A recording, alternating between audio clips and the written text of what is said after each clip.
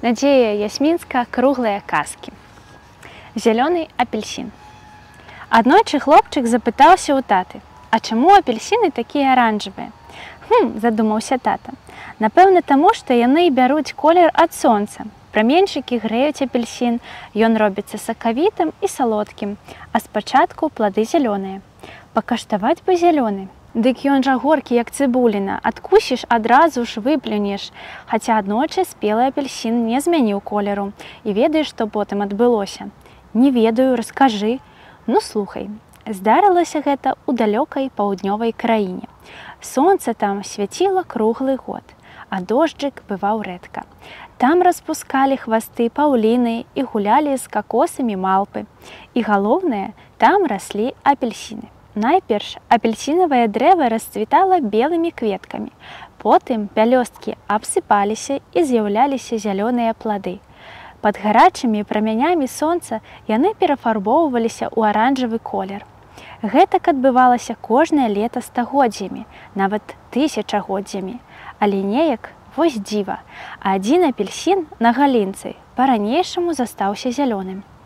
Іншая садавіна даўно паспела, яе пазрывалі і паклалі ў кошыкі, толькі да нашага апельсіна ніхто нават не дакрануўся. Каму такі патрэбны?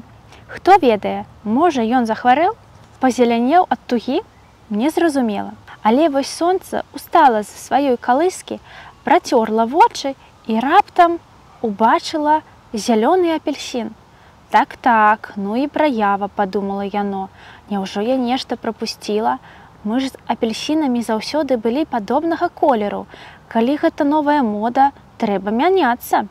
Раз, і сонца перафарбавалася. Уяўляеш сабе такое?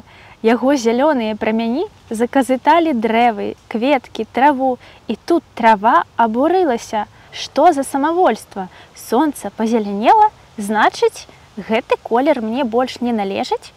Добра, тады я зраблюся жоўтай. З гэтым не пагадзіўся пясок. Як? Трава жаўцела? І што рабіць пясчынкам?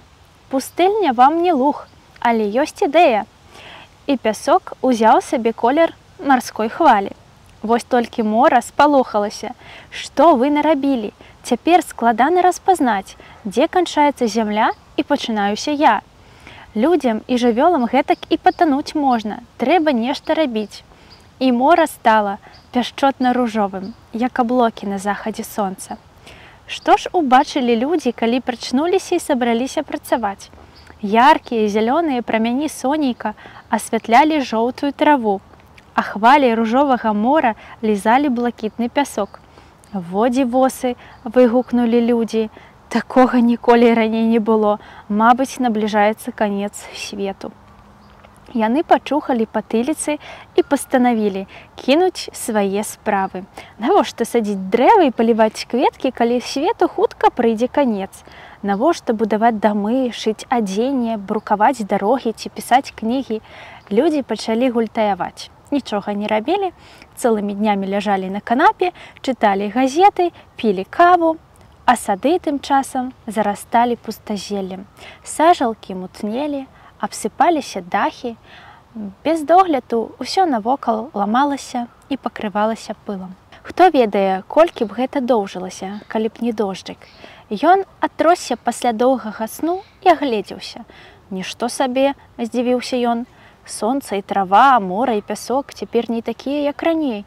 Можа, і мне змяніцца, стаць пунцовым ці фіялетавым? Ну ўжо не, я дождж, і больш ніхто іншы. А людзі, відаць, прыдумалі канец свету, каб нічога не рабіць. Зараз як след намачу гэтых гультаёў. Не паспеў дожджык дагаварыць, а ягоныя кроплі ўжо што моцы хвасталі па зямлі. Яны вымылі дамы, дарогі, сады, дрэвы і змылі зелень з нашага апельсіна. Выявілася, што нейкі жартаўнік проста пафарбаваў яго. Пасля дажджу зноў паказалася сонца і выпадкова зірнула на галінку. Там вісеў звычайны жоўта-аранжавы апельсін.